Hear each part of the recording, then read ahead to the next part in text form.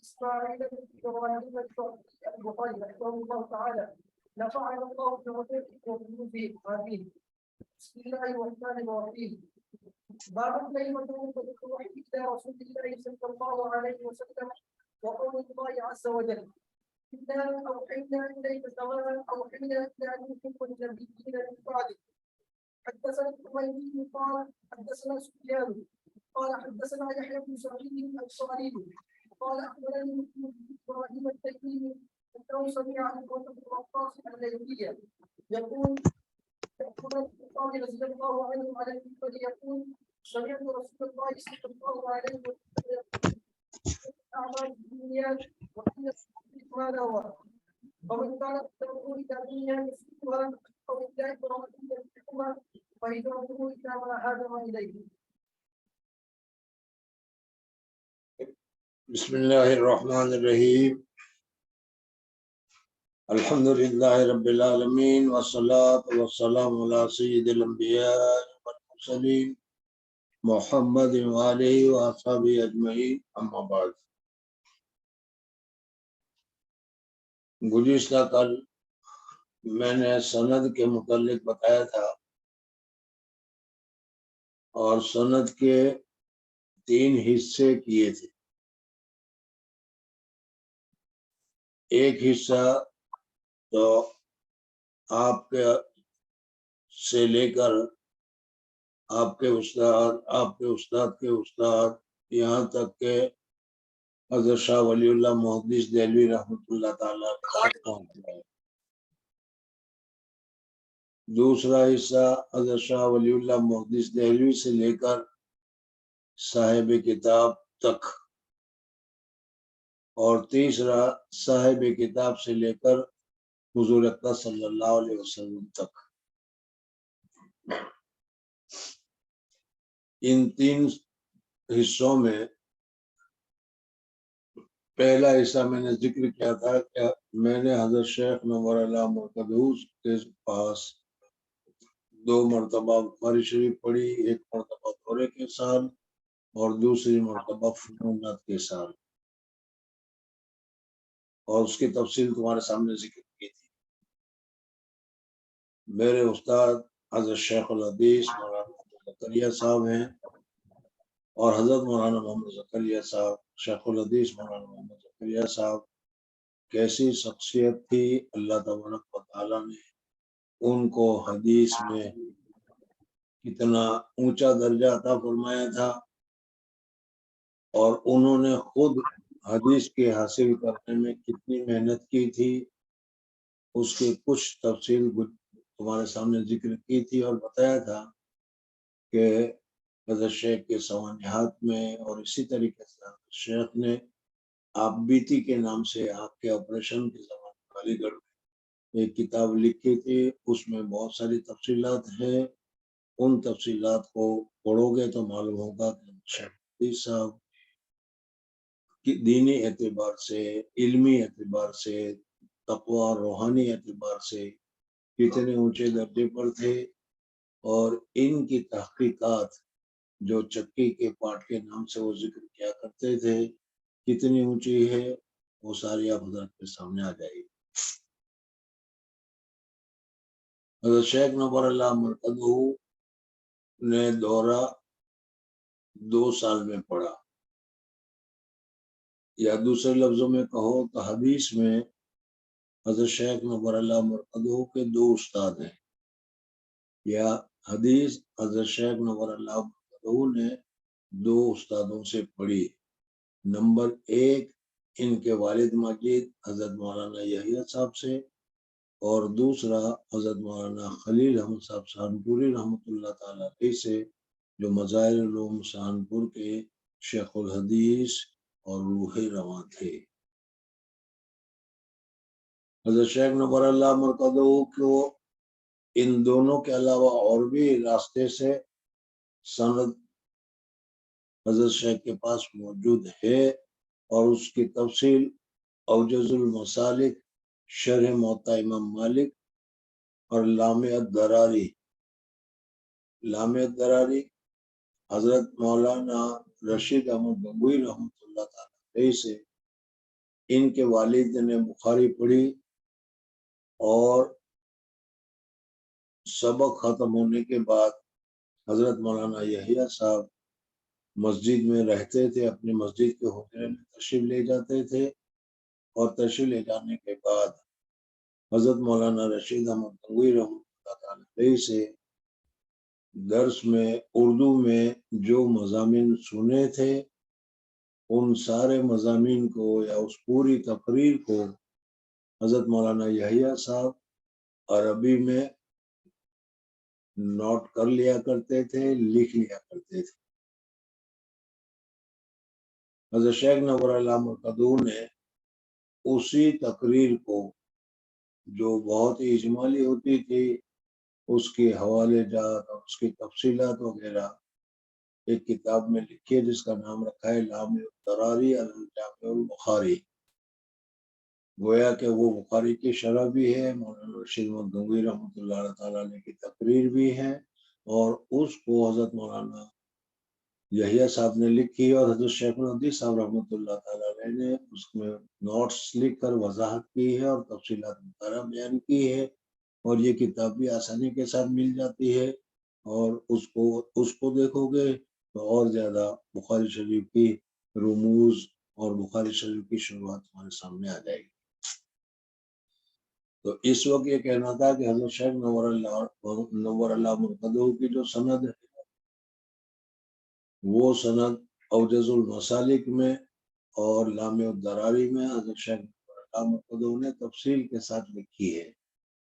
ہمارے سامنے جس وقت میں دورہ پڑ رہا تھا اس وقت شیخ نور اللہ مرقدو نے ہمارے سامنے جو سند بیان کی اس میں حضرت شیخ نے فرمایا کہ میں نے دورہ 2 سال پڑھا ہے، 1 سال تو مدرسہ مظاہر سہارنپور میں جب میرے والد دورہ کی کتابیں پڑھایا کرتے تھے، اور میرے والد کے دورہ کے پڑھانے میں بھی تفصیل اس طریقے سے ہے کہ حضرت مولانا خلیل احمد صاحب سہارنپوری رحمۃ اللہ تعالی علیہ، حضرت مولانا شیخ الہند مولانا حسن رحمۃ اللہ تعالی علیہ وغیرہ حج کے لیے تشریف لے گئے تھے۔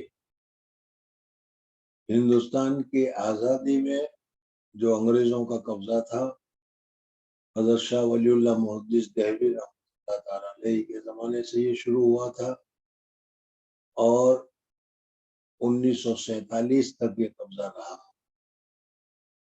اس میں مسلمانوں نے ہندوستان کی آزادی کے لیے جو محنتیں کی ہے، جو قربانی دی ہے، جو جانی قربانی دی ہے، وہ سنہری الفاظ سے لکھے جانے کے قابل ہے۔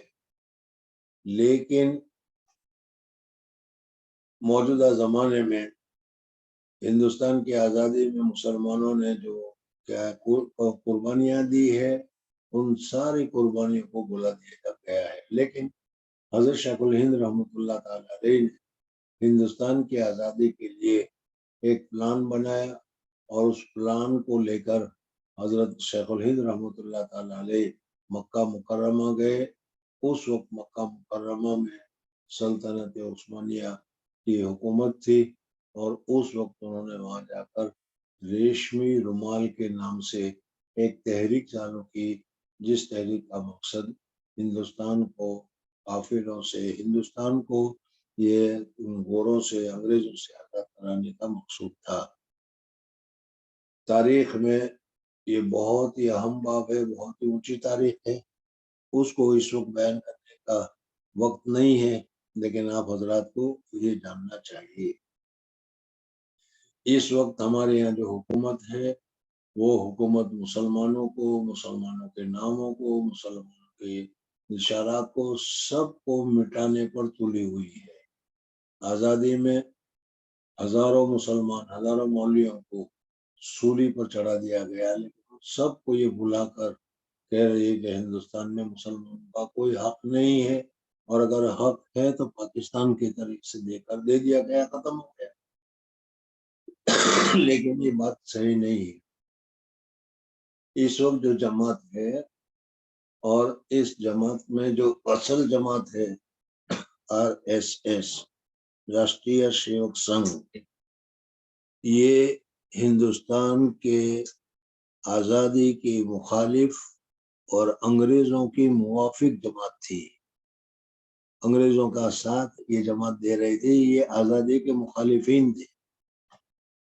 लेकिन आजकल अब इन्होंने कब्जा कर लिया और कब्जा करने के बाद सारी तारीख को मिटाने पर लगे है।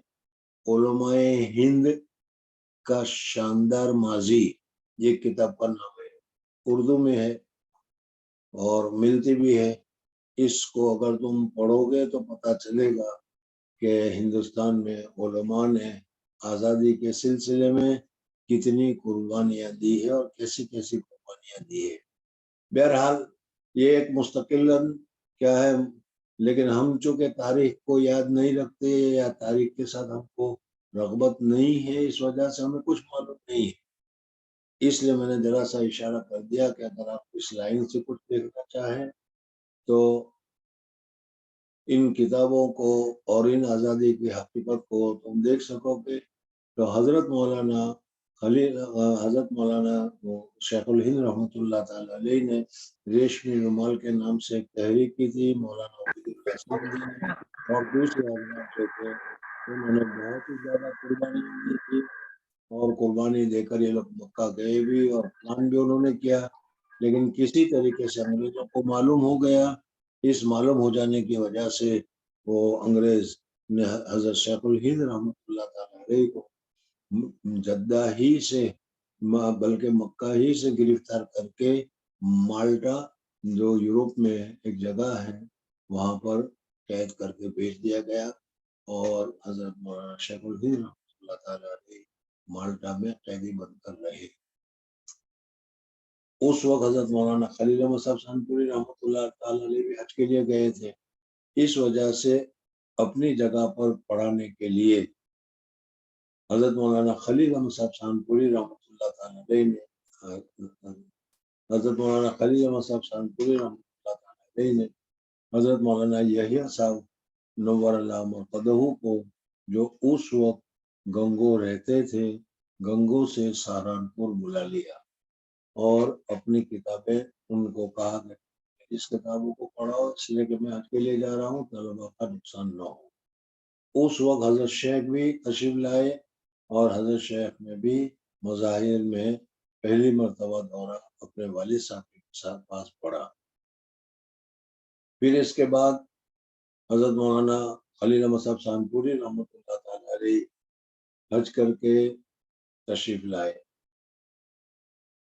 वो भी बहुत ही दिलचस्प बात है। मज़ाहिर उलूम में बहुत सारा मशवरा हो रहा था कि हजरत मौलाना खलील अहमद साहब शानपुरी रहमतुल्लाह अलैह तशरीफ ला रहे हैं, तो उनके इस्तेकबाल के लिए सहारनपुर रेलवे स्टेशन जाया जाए, दिल्ली जाया जाए, मुंबई जाया जाए, बहुत सारे क्या इस सिलसिले में मशवरे हो रहे थे।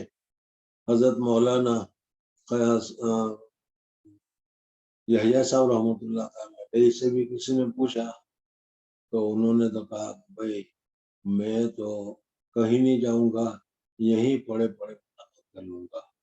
बहरहाल अभी तफसीलात का मौका नहीं है, लेकिन हजरत मौलाना खलील अहमद साहब शानपुरी रहमतुल्लाह ताला अलैह तशरीफ लाए, बम्बई उतरे और इधर हजरत मौलाना यहिया साहब रहमतुल्लाह ताला अलैह का इंतकाल हो गया और हजरत मौलाना यहिया साहब रहमतुल्लाह ताला अलैह कब्र में पहुंच गए और इसी तरीके से कब्र में बड़े बड़े उन्होंने हजरत मौलाना खलील अहमद साहब शानपुरी रहमतुल्लाह अलैह से मुलाकात कर ली। बहुत तफसीलात है, बहुत तफसीलात है, लेकिन क्या है, खुद मुताला करके हालात देखोगे तो ये सारी चीजें तुम्हारे सामने आएगी।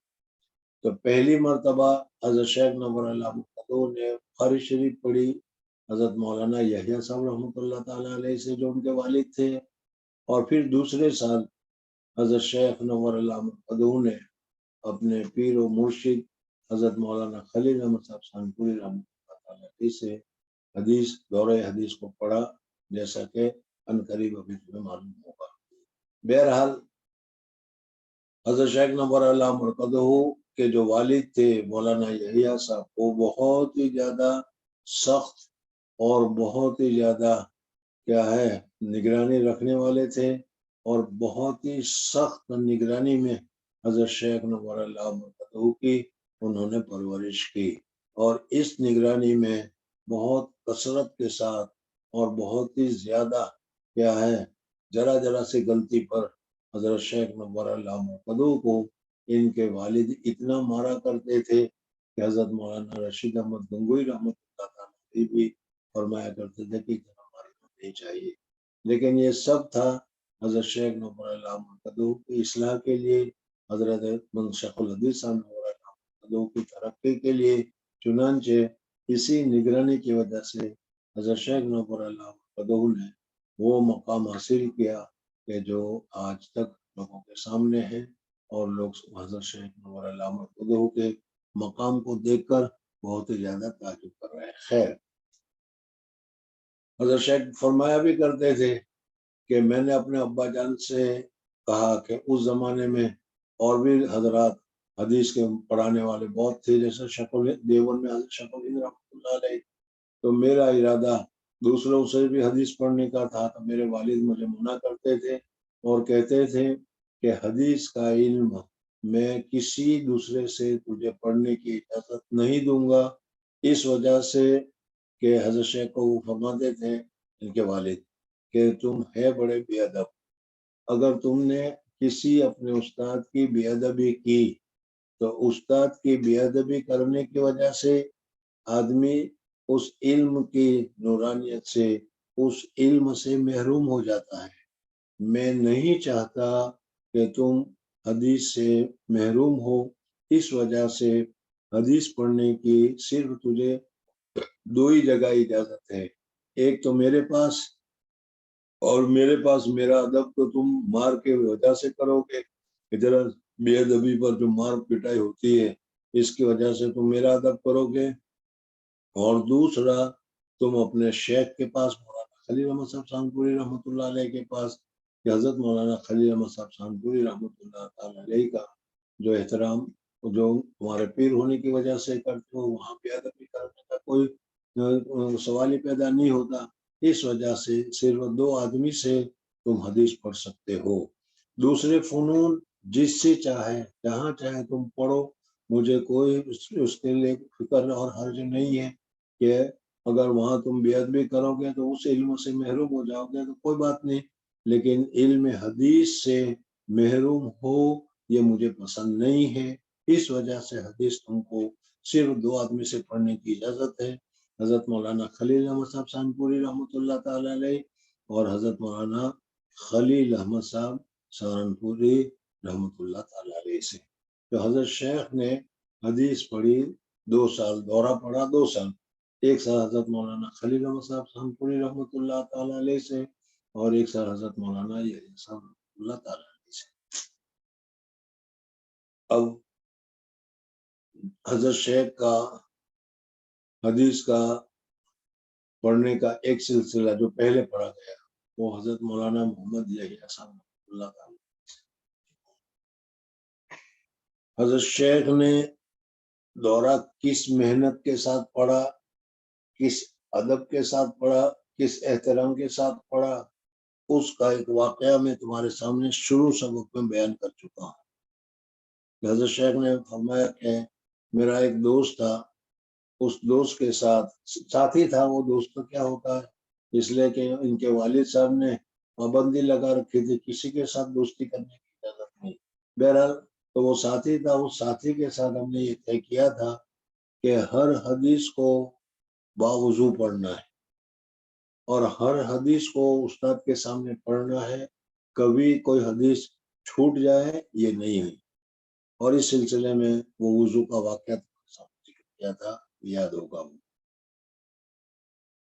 تو اس طریقے سے پڑھنا شروع کیا، اور پھر اسی سلسلے میں فرمایا کرتے تھے کہ مطالعہ کرنے کی وجہ سے اور مطالعہ کا وقت نہیں ملتا تھا، اس وجہ سے میں نے شام کا کھانا چھوڑ دیا تھا، اس لیے کہ شام کے کھانے میں 20-25 منٹ یا آدھا گھنٹہ لگتا ہے، اس کی جگہ پر اگر آدھا گھنٹہ میں کتاب دیکھوں تو بہت اچھا ہے، اس وجہ سے میں نے کھانا چھوڑ دیا، تو پہلے پہل تو میری بہن جو تھی اس کو میرے ساتھ بہت زیادہ محبت تھی، اس وجہ سے وہ روٹی ترکاری لے کر بیٹھ جاتی تھی، میں مطالعہ میں لگ جاتا تھا، وہ لقمہ بنا کر میرے منہ میں رکھتی، میں اس لقمے کو چباتا رہتا، چباتے جب منہ بند ہو جاتا تو پھر دوسرا لقمہ رکھ دیتی، اس طریقے سے وہ کھلایا کرتی تھی۔ لیکن پھر اس کے بعد شام کا کھانا ہی مطالعہ کی وجہ سے میں نے چھوڑ دیا، اور حضرت شیخ اخیر تک صرف دن میں ایک ہی مرتبہ کھاتے تھے، اور وہ تھا دوپہر کا کھانا 11:30 بجے۔ بہرحال مطالعہ کا اہتمام اور کس طریقے سے مطالعہ کیا، کیسے مطالعہ کیا، اس کی بھی بہت سارے واقعات تفصیلات ہمارے ذہن میں ابھی آ رہی ہے، لیکن موقع نہیں ہے، اس وجہ سے جب تک ایسی محنت نہ ہو وہاں تک بے قدر القد تک تو سب المعالی ومن طلب العلا سحر اللیالی، شاعر نے بھی کہا ہے محنت جتنی زیادہ آدمی محنت کرے گا اتنا ہی زیادہ اس کا اونچا درجہ حاصل۔ حضرت شیخ نے حدیث کے حاصل کرنے میں بہت ہی محنت کی اور مطالعہ کا بہت ہی اہتمام کیا۔ بہرحال انہوں نے پڑھا حضرت مولانا محمد یحییٰ صاحب اپنے والد صاحب سے۔ اب حضرت مولانا محمد یحییٰ صاحب کون تھے اور انہوں نے کس طریقے سے پڑھا یا پڑھایا، یہ بھی آپ حضرات کو مختصر سا جاننا چاہیے کہ تمہارے اساتذہ میں کیسے کیسے اللہ تبارک و تعالیٰ نے شموس و قمور، چاند اور ستارے اور سورج رکھے ہوئے ہیں۔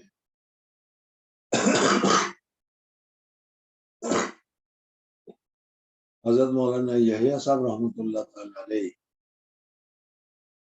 اصل میں حضرت مولانا اسماعیل کاندھلا میں حضرت ابوبکر صدیق رضی اللہ تعالیٰ عنہ کی اولاد کا ایک سلسلہ وہاں پر پہنچا۔ اس سلسلے میں حالات مشائخ کاندھلا میں بہت ساری کتابوں کے نام بھی آپ کو بتاتا رہوں گا، اس کا کم سے کم نام ہی لکھ لو، پھر وہ کتاب اگر مل جائے تو مطالعہ کرو تو اس میں بہت ساری چیزیں ملے گی۔ حالات مشائخ کاندھلا چھوٹی سی کتاب ہے، اس کتاب میں یہ کاندھلا کے جو مشائخین ہیں، مفتی الہی بخش وغیرہ وغیرہ، ان کی ساری تفصیلات موجود ہے۔ اس میں دیکھو گے تو یہ حضرت ابوبکر صدیق رضی اللہ تعالیٰ عنہ کا سلسلہ نے کتنا کام کیا، کیسا کام کیا، وہ ساری تفصیلات وہاں اس میں موجود ہے۔ تو بہرحال اس میں حضرت شیخ کے دادا جن کا نام تھا مولانا اسماعیل، اور حضرت مولانا اسماعیل رحمۃ اللہ تعالیٰ علیہ پہلے ہی سے بہت ہی زیادہ متقی، پرہیزگار اور اللہ والے لوگوں میں تھے، سنت کے بہت ہی متبع اور پابند تھے، اور سنت ہی کی پابندی کی وجہ سے اللہ جل جلالہ و من والہ نے ان کو بہت ہی اونچا درجہ عطا کیا تھا۔ اور آج کل جو تبلیغی مرکز یا کیا ہے بنگلہ والی مسجد یا نظام الدین وغیرہ کا جو غلغلہ ہے اور جو شور و شغب ہے، یہ سب سے پہلے اس جگہ پر مسجد میں جانے والے، مسجد میں رہنے والے اور لوگوں کی کیا ہے ہدایت کے راستے کھولنے والے، یہ حضرت مولانا اسماعیل صاحب تھے۔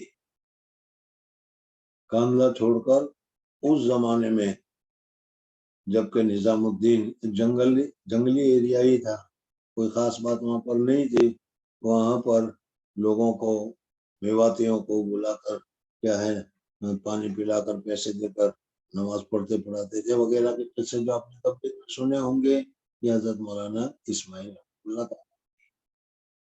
حضرت مولانا اسماعیل حضرت شیخ کے دادا ہیں۔ حضرت مولانا اسماعیل کے دو واقعے میں تمہارے سامنے ذکر کر رہا ہوں کہ یہ نظام الدین میں سب سے پہلے نظام الدین میں جا کر رہنے والے، دلی میں جا کر رہنے والے، یہ مولانا اسماعیل شہید ہے، مولانا اسماعیل صاحب۔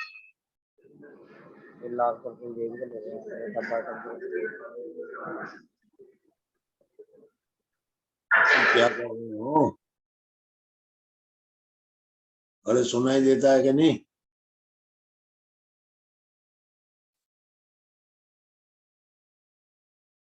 हेलो, जी सुनाई दे रहा है। एक ज्वाइन हुआ था ना, उसका उनका माइक चालू कर, इसलिए आवाज आ रही है। मेरी बात यही समझ में नहीं आती कि तुम जो कुछ बोलते हो वो मुझे तो समझ में आता नहीं, आवाज सही नहीं आती, साफ नहीं आती। मैं बोलता हूँ वो भी साफ तुमको समझ में आता है, या जिस तरीके से तुम्हारा समझ में नहीं आता इस तरीके से मेरा बोलना भी समझ में नहीं आता? आपकी आवाज आ रही है। और आपकी जब आवाज आ रही है तो उसमें पता ही नहीं चलता कि जिम बोला, बे बोला, हाँ बोला या क्या बोला, बाबा कुछ हो जाता। बोलने की तमीज ही नहीं है या पता नहीं क्या है। क्या कह रहे थे? आपकी आवाज आ रही है। आपके आपकी तो आवाज आ रही, लेकिन उसमें पता ही नहीं चल रहा कि आवाज में क्या बोल रहे हैं। जैसे देखो बाबा, खैर बहरहाल जाने दो। तो मैं मौलाना इस्माइल रहमतुल्लाह ताला अलैह के मुतालिक दो वाक़े बयान करना चाहता हूँ। मौलाना इस्माइल रहमतुल्लाह ताला अलैह हमेशा के दादा थे। उन्होंने अपने घर में ये निज़ाम बना रखा था कि 24 घंटे अपने घर में अल्लाह तबारक व तआला की इबादत में कोई ना कोई मशगूल हो। इस वजह से रात के इब्तिदाई हिस्से में हजरत मौलाना यहिया साहब रहमतुल्लाह ताला अलैह, हजरत मौलाना यहिया साहब के दूसरे भाई मौलाना इलियास रहमतुल्लाह ताला अलैह, और फिर आखिरी हिस्से में हजरत मौलाना इस्माइल रहमतुल्लाह ताला अलैह, गोया के 24 घंटे वो खुद या घर वाले कोई ना कोई अल्लाह तबारक व तआला की इबादत में मसरूफ और मशगूल होते थे। इनका घर 24 घंटे अल्लाह तबारक व तआला की याद से और अल्लाह तबारक व तआला के जिक्र से गोया के मामूर और मुनव्वर रहता था। हजरत मौलाना इलियास, हजरत मौलाना इस्माइल रहमतुल्लाह ताला अलैह हजरत मौलाना रशीद अहमद गंगोई रहमतुल्लाह ताला अलैह के पास गए और जाकर कहा कि हजरत मुझे बैत होना है, आप मुझे बैत फरमा लीजिए। तो हजरत ने फरमाया कि भाई क्या हालत है? तो उस सूरत में उन्होंने कहा कि मेरे जितने हालात हैं वो सारे के सारे बहुत तेजी के साथ चल रहे हैं, घूम रहे हैं। तो हजरत मौलाना रशीद अहमद गंगोई रहमतुल्लाह ने फरमाया कि अगर कोई आदमी दोहरा पढ़ने के बाद अरबी अव्वल पढ़ने के लिए जाए तो उसका कोई फायदा नहीं है।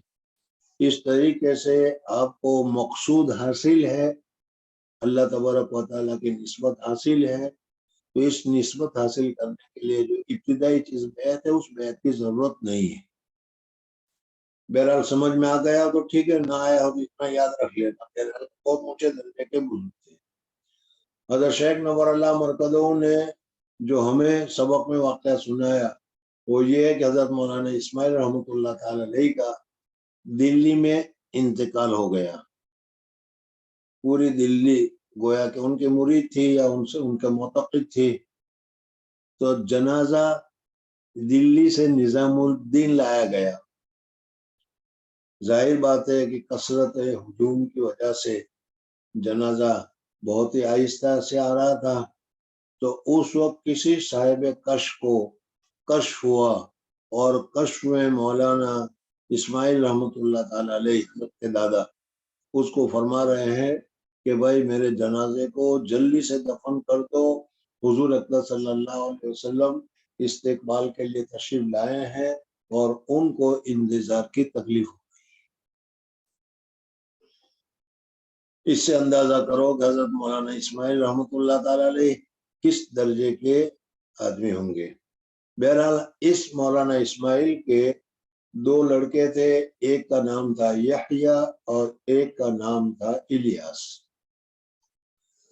हजरत मौलाना इलियास साहब तबलीग वाले और हजरत मौलाना यहया साहब हजरत के वालिद।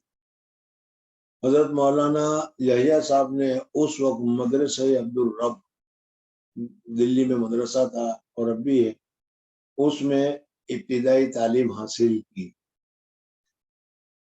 حضرت مولانا یحییٰ صاحب کے حالات بھی بہت عجیب ہے.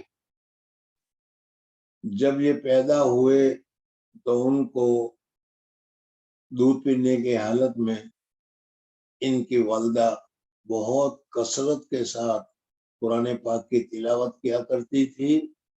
اس تلاوت کی وجہ سے حضرت مولانا یحییٰ صاحب کو قرآن پاک کی ابتدائی صورتیں دودھ پینے کے زمانے میں حفظ ہو گئی تھی. کتنا تیز حفظہ ہوگا اور کیا ہوگا. بہرحال حضرت مولانا یحییٰ صاحب نے دورے تک پڑھا نظام الدین میں رہتے ہوئے، اور پھر جب دورے کا زمانہ آیا، بخاری پڑھنے کا زمانہ آیا، حدیث پڑھنے کا زمانہ آیا، تو اس وقت حضرت مولانا یحییٰ صاحب نے یہ طے کیا کہ حدیث کا سبق یا حدیث کی سند یا حدیث اگر پڑھنی ہے تو کسی بہت ہی زیادہ اونچے متقی پرہیزگار حضرات سے پڑھنی ہے، دوسرے کسی سے پڑھنی نہیں. اس وقت حضرت مولانا رشید احمد صاحب گنگوئی رحمۃ اللہ تعالی علیہ گنگوہ میں بخار دورہ پڑھایا کرتے تھے اکیلے ہی، اور بہت مشہور تھا دورہ پڑھانا مولانا گنگوئی کا. لیکن آنکھ میں نزول آب کی وجہ سے حضرت مولانا آنکھ میں وہ جامر کا پانی آ گیا تھا، جس کی وجہ سے دیکھنا بند ہو گیا تھا. تو حضرت مولانا رشید احمد گنگوئی رحمۃ اللہ تعالی علیہ نے دورہ پڑھانا بند کر دیا.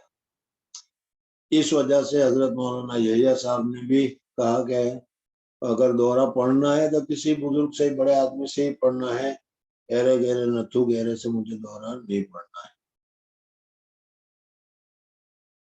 مدرسہ عبدالرب میں انہوں نے دورہ پڑھنے سے منع کر دیا، اور خود نظام الدین کے جو ابھی نظام الدین ہے ان میں ان کے والدین رہتے تھے، وہاں میں ایک کمرے میں کمرہ بند کر کے بیٹھ گئے، اور بخاری کی شروحات کو لے کر خود ہی شروحات کے ذریعے سے انہوں نے بخاری کو حل کرنا شروع کیا، اور گویا کہ خود ہی محنت کر کے انہوں نے بخاری پڑھی. مدرسہ عبدالرب میں جیسے بعض مرتبہ آج کل بھی ہوتا ہے کہ دورے کے سال کے لیے دوسری جگہ سے مدرسین کو، اکابرین کو بلایا جاتا ہے، وہ امتحان لیتے ہیں. تو اس مدرسے میں امتحان کا وقت جب آیا تو مدرسے کے لوگوں نے، منتظمین نے حضرت مولانا یحییٰ صاحب کو کہا کہ آپ نے یہاں تک پڑھا ہے، امتحان ہے تو آپ امتحان میں شریک ہو جائیں، اور تاکہ تعداد بڑھ جائے جیسے عامةً مدرسہ والوں کے یہاں ہوا کرتے ہیں. تو حضرت مولانا یحییٰ صاحب رحمۃ اللہ تعالی علیہ اسی طریقے سے سال بھر خود ہی مطالعہ کر کے کتاب کو حل کیا، اور کتاب کو حل کرنے کے بعد امتحان میں بیٹھ گئے. اتفاق سے اس وقت امتحان لینے کے لیے سہارنپور سے دلی میں حضرت مولانا خلیل احمد صاحب سانپوری رحمۃ اللہ علیہ تشریف لائے تھے، اور حضرت مولانا خلیل احمد صاحب سانپوری رحمۃ اللہ تعالی علیہ نے مولانا یحییٰ صاحب رحمۃ اللہ تعالی علیہ کا امتحان لیا، اور امتحان لے کر حدیث کے لگاؤ سے، حدیث کی محنت سے، حدیث کی ثقافت سے، اور حدیث کے ساتھ جو معاملات تھا، جوابات تھے، اس کو بہت ہی زیادہ وہ خوش ہوئے.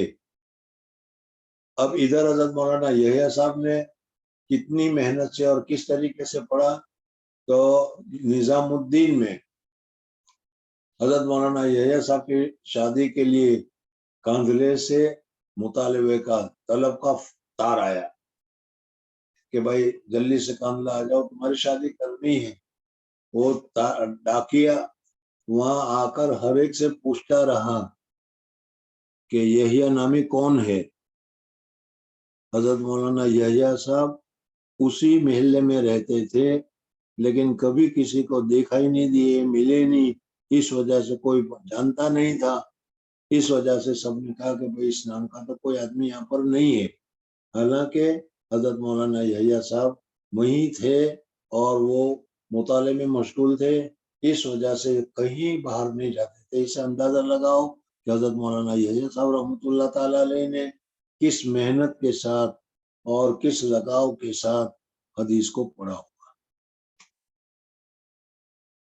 حضرت مولانا یحییٰ صاحب رحمۃ اللہ تعالی علیہ کے متعلق حضرت مولانا خلیل احمد صاحب سہارنپوری رحمۃ اللہ تعالی علیہ جب گنگو پہنچے ہیں تو حضرت گنگوئی کے پاس جو حضرت مولانا خلیل احمد صاحب سہارنپوری رحمۃ اللہ علیہ کے پیر بھی تھے اور حضرت مولانا خلیل احمد صاحب ان کے اور شیخ الہند رحمۃ اللہ علیہ یہ دونوں حضرت گنگوئی رحمۃ اللہ علیہ کے خلیفہ تھے۔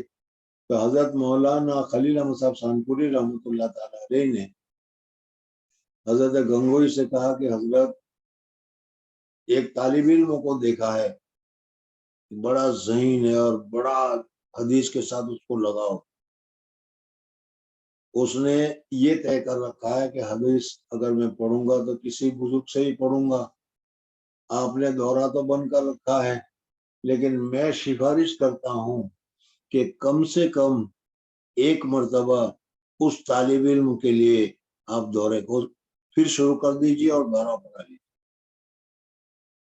اب اس سے اندازہ کرو کہ وہ شاگرد کتنا خوش نصیب ہوگا، کتنا محنتی ہوگا کہ جس کے لیے حضرت مولانا خلیل احمد صاحب سہارنپوری حضرت اقدس گنگوئی رحمۃ اللہ تعالی علیہ کو سفارش کر رہے ہیں کہ آپ ان کے لیے کم سے کم ایک مرتبہ دورہ شروع کرا دیجئے۔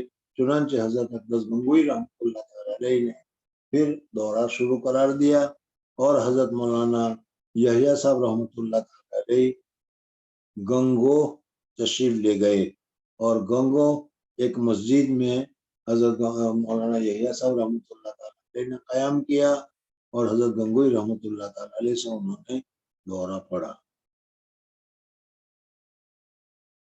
حضرت مولانا یحییٰ صاحب رحمۃ اللہ تعالی علیہ کو حضرت اقدس گنگوئی رحمۃ اللہ تعالی علیہ کے ساتھ جو اب تو استاد بھی بن گئے، محدث بھی ہو گئے، اتنا لگاؤ اور اتنا تعلق ہو گیا کہ سب کچھ چھوڑ چھاڑ کر حضرت مولانا رشید احمد گنگوئی رحمۃ اللہ تعالی علیہ کے خادم خاص بن گئے حضرت مولانا یحییٰ صاحب، اور اتنا زیادہ حضرت گنگوئی رحمۃ اللہ تعالی علیہ کی خدمت میں انہوں نے ید طولہ حاصل کر لیا کہ حضرت مولانا رشید احمد گنگوئی فرمایا کرتے تھے کہ یحییٰ میری لاٹھی ہے اور اندھے کا ایک سہارا ہے، اور حضرت مولانا یحییٰ صاحب رحمۃ اللہ تعالی علیہ پر بہت ہی زیادہ اعتماد کیا اور بہت ہی زیادہ بھروسہ کیا، اور حضرت مولانا یحییٰ صاحب حضرت اقدس گنگوئی رحمۃ اللہ تعالی علیہ کے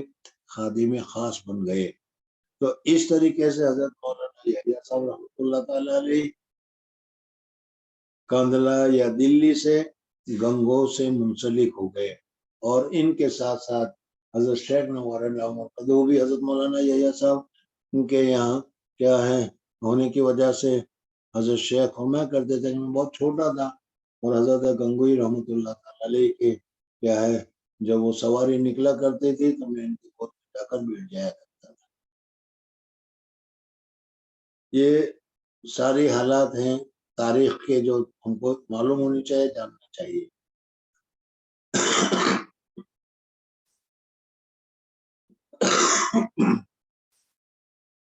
حضرت مولانا یحییٰ صاحب گنگو آ گئے، حضرت شیخ بھی گنگو آ گئے، بچپن تھا وہیں پڑھنا شروع کیا، اور پھر جب حضرت مولانا خلیل احمد صاحب سہارنپوری رحمۃ اللہ علیہ حج کے لیے تشریف لے گئے تو اپنی جگہ پر حضرت مولانا خلیل احمد صاحب سہارنپوری رحمۃ اللہ علیہ نے حضرت مولانا یحییٰ صاحب رحمۃ اللہ علیہ کو سہارنپور کتاب پڑھانے کے لیے بلا لیا۔ اس طریقے سے حضرت شیخ کیا ہے اپنے والد کے ساتھ سہارنپور تشریف لے آئے، سہارنپور میں پڑھا بھی اور دورہ بھی پڑھا اپنے والد کے ساتھ۔ حضرت مولانا یحییٰ صاحب رحمۃ اللہ تعالی علیہ کتنے متقی اور کتنے پرہیزگار تھے وہ ایک مستقلاً بحث ہے،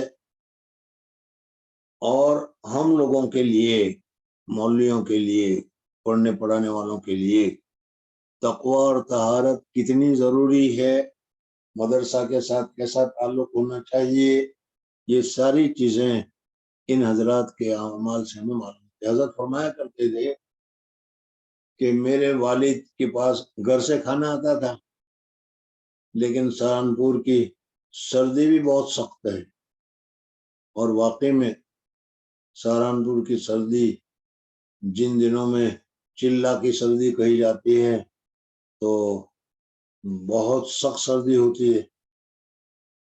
خیر اس وقت میں جب کھانا آتا تھا تو سردی کی وجہ سے وہ جم جایا کرتا تھا، تیل بھی جم جایا کرتا تھا، تو اس کھانے کو گرم کرنے کے لیے مسجد میں جو حمام ہوتے ہیں، گرم پانی کا انتظام ہوتا ہے، تو وہاں حمام کے پاس، آگ پر نہیں، حمام کے پاس وہ رکھ دیا جاتا تھا کھانا، کہ جس کی گرمی کی وجہ سے وہ اس میں وہ چربی جم گئی ہے وہ ذرا نرم ہو جائے، اور اس پر حضرت مولانا یحییٰ صاحب رحمۃ اللہ تعالی علیہ مدرسے کی آگ سے فائدہ اٹھایا، اس وجہ سے کچھ پیسے اپنی طرف سے مدرسے میں جمع کرا دیا کرتے تھے کہ ہم نے مدرسے کی آگ سے، مدرسے کی نیک سے ہم نے یہ فائدہ اٹھایا ہے۔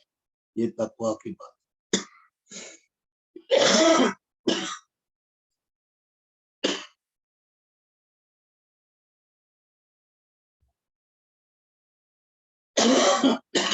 حضرت مولانا یحییٰ صاحب رحمۃ اللہ تعالی علیہ نے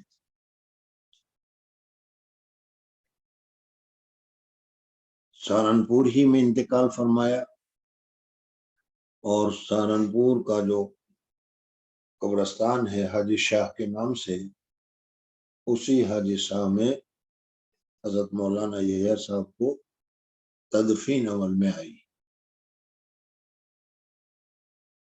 حضرت مولانا یحییٰ صاحب رحمۃ اللہ تعالی علیہ نے حدیث پڑھی، جیسا کہ ابھی تم کو میں نے بتایا، حضرت مولانا رشید احمد گنگوہی رحمۃ اللہ تعالی علیہ سے۔ حضرت مولانا رشید احمد گنگوہی رحمۃ اللہ تعالی علیہ کون تھے؟ اس کے متعلق اگر تمہیں تفصیلات جاننا ہو، اپنے زمانے کے شیخ وقت تھے، اپنے زمانے کے قطب الارشاد تھے، اپنے زمانے کے بہت بڑے آدمی تھے، اللہ جل جلالہ و من والوں نے ان کو بہت کچھ دیا تھا۔ ان کے زمانے میں ایک بزرگ تھے مولانا فضل الرحمان گنج مراد آبادی، وہ فرمایا کرتے تھے کہ حضرت گنگوہی رحمۃ اللہ تعالی علیہ نے معرفت کے سمندر پیے ہوئے ہیں اور ذرا سی بھی ڈکار نہیں لی۔ بہرحال اتنا تو یہ دیکھ لو کہ گنگوہ میں اللہ جل جلالہ و من والوں نے حضرت ابو ایوب انصاری رضی اللہ تعالیٰ عنہ، حضور اقدس صلی اللہ علیہ وسلم کے میزبان مدینہ منورہ، ان کی اولاد نشر دین کے پھیلانے کے لیے جب مدینہ منورہ سے نکلی ہے تو دین پھیلاتے پھیلاتے پھیلاتے پھیلاتے وہ ہندوستان میں آ گئی، اور ہندوستان میں ان کی جو اولاد ہوئی، حضرت مولانا رشید احمد گنگوہی رحمۃ اللہ تعالی علیہ، حضرت مفتی محمود صاحب گنگوہی رحمۃ اللہ تعالی علیہ وغیرہ، یہ سب کے سب انصاری ہے، حضرت ابو ایوب انصاری رضی اللہ تعالیٰ عنہ کی اولاد۔ حضرت مولانا رشید احمد گنگوہی رحمۃ اللہ تعالی علیہ کے متعلق اگر تمہیں معلومات حاصل کرنا ہو تو حضرت مولانا عاشق الہی مرڈھی رحمۃ اللہ تعالی علیہ نام ایک بہت بڑے عالم کا لکھی ہوئی ایک سوانح ہے جس کا نام ہے تذکرۃ الرشید۔ بہت ہی عمدہ، بہت ہی بہترین، بہت ہی مفصل کتاب ہے، اس میں حضرت مولانا رشید احمد گنگوئی رحمۃ اللہ علیہ کون تھے، کیا تھے، کیسے تھے وغیرہ ساری تفصیلات وہاں پر موجود ہیں۔ حضرت مولانا رشید احمد گنگوئی رحمۃ اللہ تعالیٰ علیہ پر کیا کیا ابتلا آئے، کیا کیا آزمائش ہوئی، کیا کیا تکلیفیں آئی، وہ ساری تفصیلات یہ تذکرۃ الرشید میں موجود ہے۔ انہی مولانا عاشق الہی رحمۃ اللہ تعالیٰ علیہ کی ایک دوسری کتاب بھی ہے تذکرۃ الخلیل، یہ حضرت مولانا خلیل احمد صاحب سہارنپوری رحمۃ اللہ تعالیٰ علیہ کے سلسلے میں ہے۔ جب حدیث کے دوسرے سلسلے کو میں بیان کروں گا اس وقت اس کا تذکرہ آئے گا۔ بہرحال ابھی تو یہ تذکرۃ الرشید کو یاد کر۔ حضرت اقدس گنگوئی رحمۃ اللہ تعالیٰ علیہ کا دورہ بہت ہی زیادہ مشہور تھا۔ حضرت اقدس گنگوئی رحمۃ اللہ تعالیٰ علیہ قطب الارشاد تھے، اور بہت ہی چیز کیا ہے ان کے واقعات وغیرہ میں پائی جاتی ہے، جس کو بھی تذکرہ کرنے کا موقع نہیں۔ حضرت شیخ نوار اللہ تو فرمایا کرتے تھے کہ مدینہ منورہ کے بعد ہمارے نزدیک گنگوہ سب سے زیادہ متبرک اور منور جگہ ہے۔ اس سے اندازہ لگاؤ کہ گنگوہ اور گنگوہ میں حضرت گنگوئی وغیرہ کی وجہ سے کتنا اونچا درجہ گنگوہ کو حاصل تھا۔ تو حضرت شیخ نوار اللہ مرتضی نے بخاری پڑھی اپنے والد سے، مولانا یحییٰ صاحب سے، اور مولانا یحییٰ صاحب نے بخاری پڑھی حضرت مولانا رشید احمد گنگوئی رحمۃ اللہ تعالیٰ علیہ سے۔ حضرت مولانا رشید احمد گنگوئی رحمۃ اللہ تعالیٰ علیہ اور حضرت مولانا قاسم نانوتوی رحمۃ اللہ تعالیٰ علیہ اس زمانے میں دارالعلوم جیسے آج کل ہمارے یہاں دارالاقامہ وغیرہ ہے وہ نہیں ہوتا تھا، کہیں کہیں عالم ہوتے تھے، انہی کے پاس جا کر پڑھنا پڑتا تھا۔ تو یہ حضرات دلی مولانا مملوک علی کے پاس جا کر انہوں نے پڑھا تھا، اور یہ دونوں کیا ہے رشید و قاسم، مولانا قاسم نانوتوی رحمۃ اللہ علیہ اور رشید گنگوئی دونوں دوست تھے، دونوں ساتھی تھے، ایک ہی استاد کے پاس پڑھتے تھے۔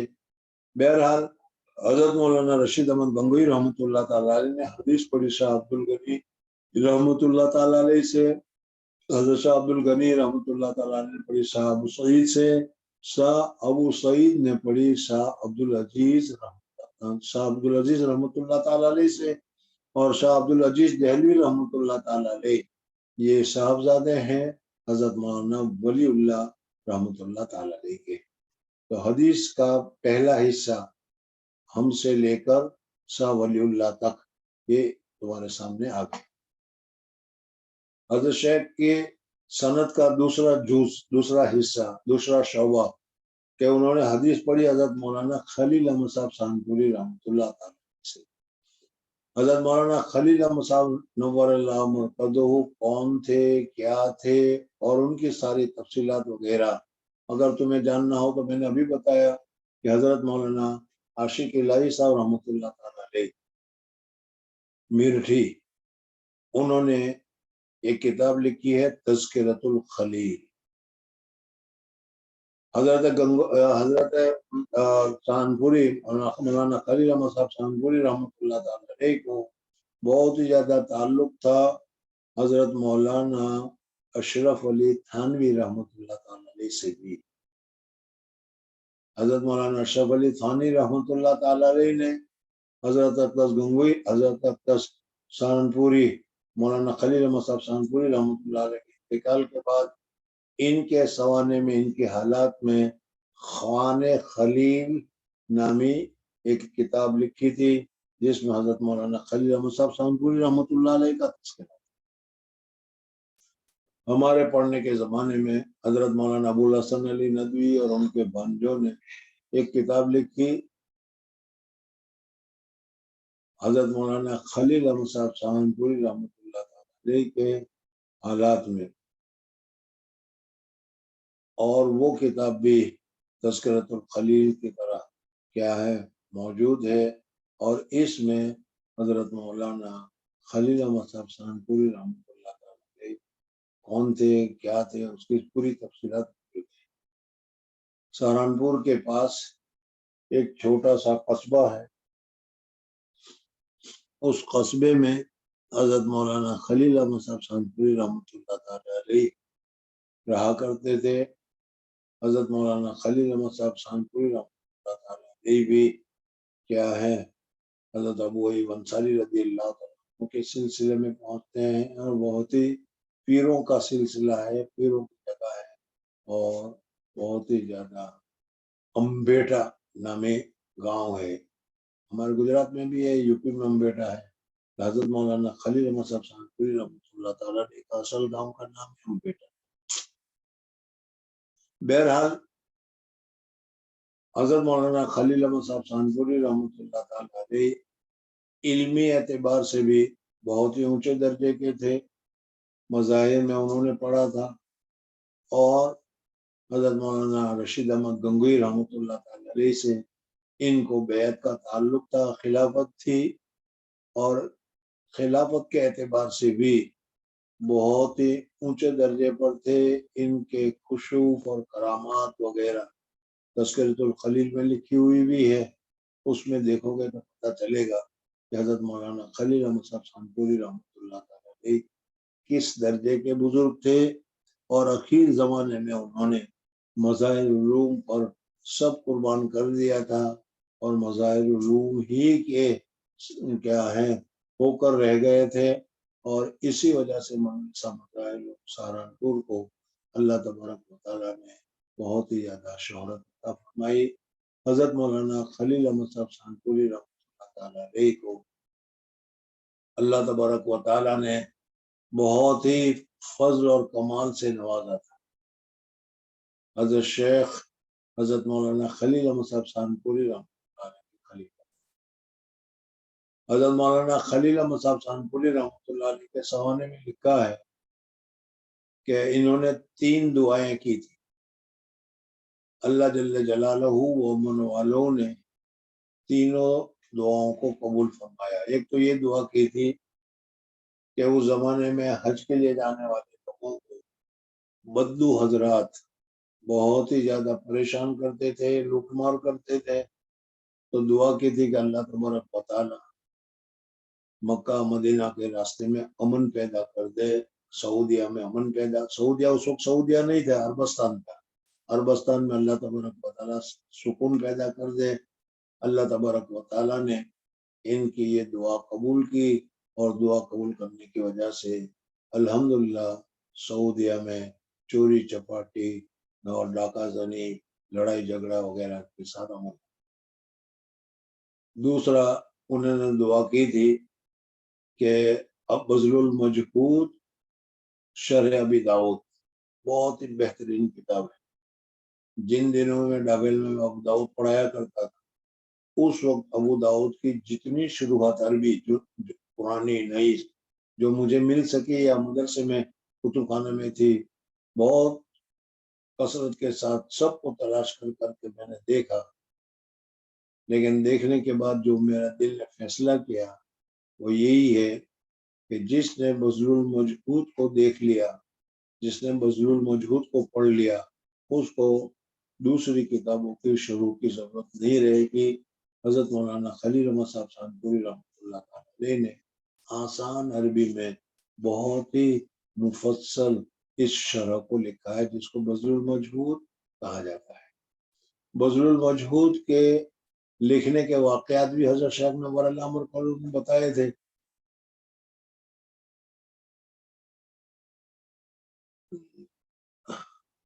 وہ سارے واقعات کی وجہ سے وہ سبق میں بڑی دیر ہوگی، سبق اور پیچھے چلا جائے گا، اس لیے واقعات بیان کرنے کو جی نہیں چاہتا، لیکن آپ حضرات کو معلوم ہو کہ حدیث کے لیے کیسی قربانیاں ہونی چاہیے، حدیث کے لیے کتنی محنت ہونی چاہیے، وہ ان حضرات کے واقعات سے معلوم ہوتی ہے۔ حضرت مولانا خلیل احمد صاحب سانپوری رحمۃ اللہ تعالی کے متعلق بذل المجہود کس طریقے سے لکھی گئی، کس وجہ سے لکھی گئی، اس کی تفصیل میں تمہارے سامنے ذکر کر رہا ہوں۔ حضرت شیخ نور اللہ مرکز فرماتے تھے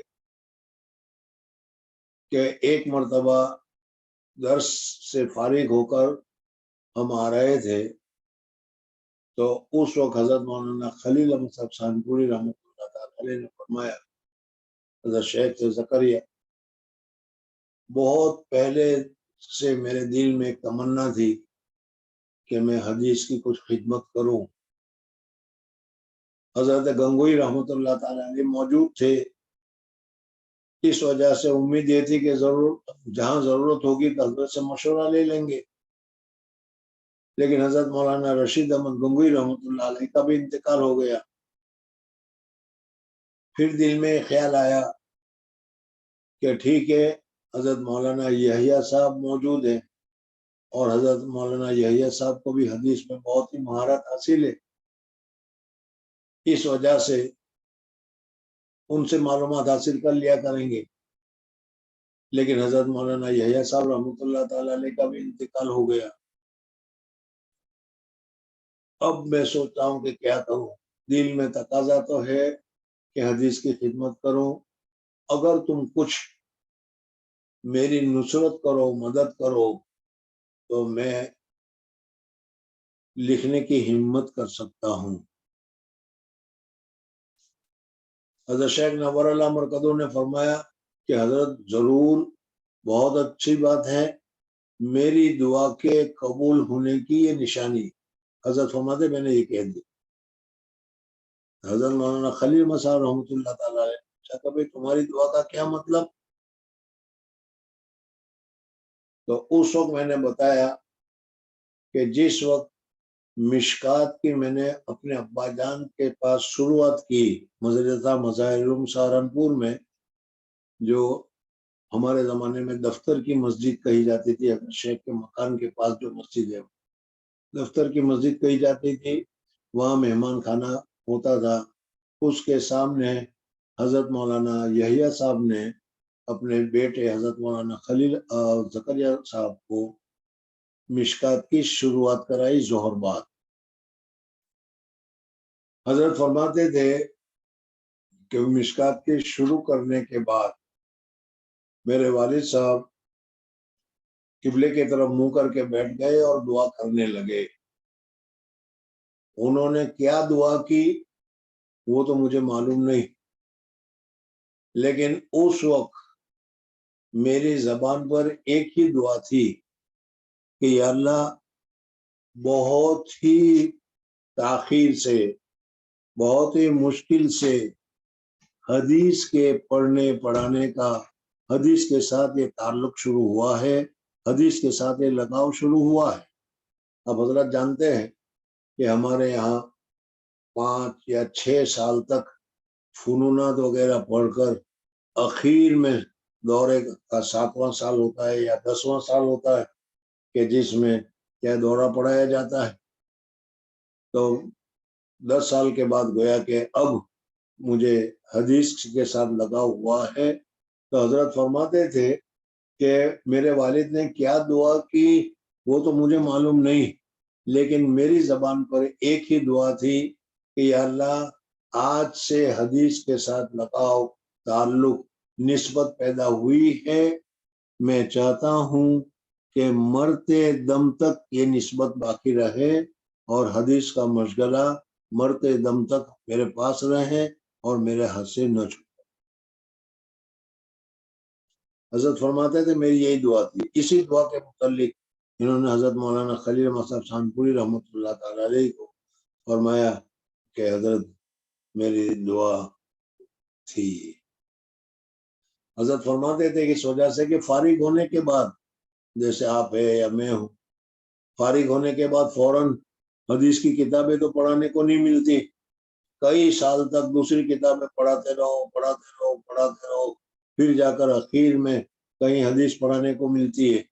اور بہت ہی خوش نصیب ہے وہ حضرات جن کو بخاری پڑھانے کو ملتی ہے.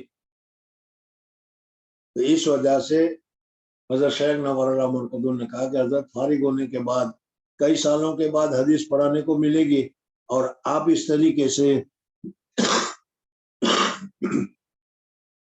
جب حدیث کی شرح لکھنے کی تیاری کر رہے ہیں تو اس میں مشغولی ہونے کی وجہ سے اسی سال سے، اسی وقت سے مجھے حدیث کے ساتھ مناسبت ہو جائے گی، حدیث کے ساتھ لگاؤ ہو جائے گا، حدیث کے پڑھنے پڑھانے مطالعہ کرنے کا موقع ملے گا.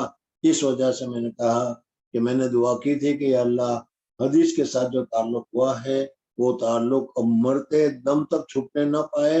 یہ میری دعا قبول ہو. چنانچہ حضرت مولانا خلیل احمد صاحب سانپوری رحمۃ اللہ تعالی علیہ نے ابو داؤد کی شرح لکھنی شروع کی. تو میں بیان کر رہا تھا حضرت مولانا خلیل احمد سانپوری رحمۃ اللہ علیہ کی 3 دعاؤں کے متعلق. ان میں سے ایک دعا تو عربستان میں سکون اور امن کی تھی.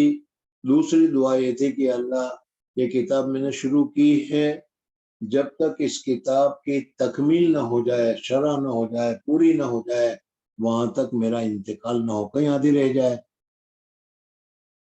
اور تیسری دعا یہ کی تھی کہ یا اللہ مجھے مدینہ منورہ میں مسجد جنت البقیع میں دفن ہونے کا نصیب ہو.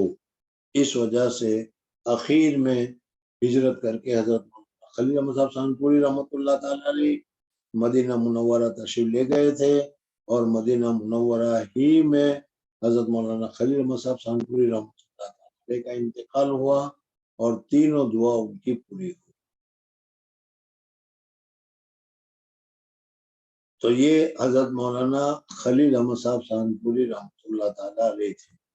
ان کی تفصیل یا ان کے حالات کو معلوم کرنے کے لیے تذکرۃ الخلیل، خان خلیل، یا اس کے علاوہ لکھنؤ سے حضرت مولانا خلیل احمد صاحب سانپوری رحمۃ اللہ علیہ کی سوانح ابھی چھپی تھی ہمارے پڑھنے کے زمانے میں، وہ کیا ہے مل جائے گی تو اس کو دیکھ لو. اس میں حضرت مولانا خلیل احمد صاحب سانپوری رحمۃ اللہ علیہ کی پوری تفصیل ملی. تو آج کے سبق میں نے یہ بتایا کہ میں نے پڑھا ہے حضرت شیخ سے، اور حضرت شیخ نے پڑھا ہے اپنے والد سے، اور حضرت مولانا خلیل احمد صاحب سانپوری رحمۃ اللہ تعالی سے. ان کے والد کی مختصر حالت ہمارے سامنے ذکر کی، اور حضرت مولانا خلیل احمد صاحب سانپوری رحمۃ اللہ علیہ کی حالت ہمارے سامنے ذکر کی. حضرت مولانا محمد یحییٰ صاحب رحمۃ اللہ تعالی علیہ نے پڑھا حضرت مولانا رشید احمد گنگوئی سے، اور حضرت مولانا رشید احمد گنگوئی رحمۃ اللہ تعالی علیہ کون تھے، کیا تھے، وہ سارا کا سارا میں نے اشارتاً بتا دیا کہ تذکرۃ الخلیل میں لکھا ہوا ہے. سند کے اعتبار سے یا نسب کے اعتبار سے حضرت ابو ایوب انصاری رضی اللہ تعالیٰ عنہ کی اولاد میں داخل ہیں، اور بہت ہی اونچا گھرانہ ہے اور بہت ہی اونچی لائن ہے جو حضرت مولانا رشید احمد گنگوئی رحمۃ اللہ تعالیٰ نے عطا فرمائی تھی. دونوں دوست تھے، مولانا قاسم نانوتی رحمۃ اللہ تعالیٰ علیہ اور رشید احمد گنگوئی رحمۃ اللہ تعالیٰ علیہ. یہ دونوں دلی میں پڑھتے تھے، اور ان کے پڑھنے کے بھی عجیب عجیب واقعات ہیں. بہرحال پھر اس کے بعد حضرت مولانا رشید احمد گنگوئی رحمۃ اللہ تعالیٰ علیہ گنگو سے تھانہ بھون پہنچے،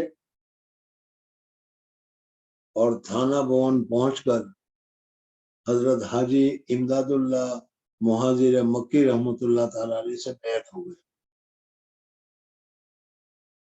پتہ نہیں بیعت بھی ایک چیز ہے، آپ لوگ جانتے ہوں گے یا شاید بیعت ہوں گے بھی، پتہ نہیں بیعت کس بلا کا نام ہے، پتہ بھی نہیں، جانے دو.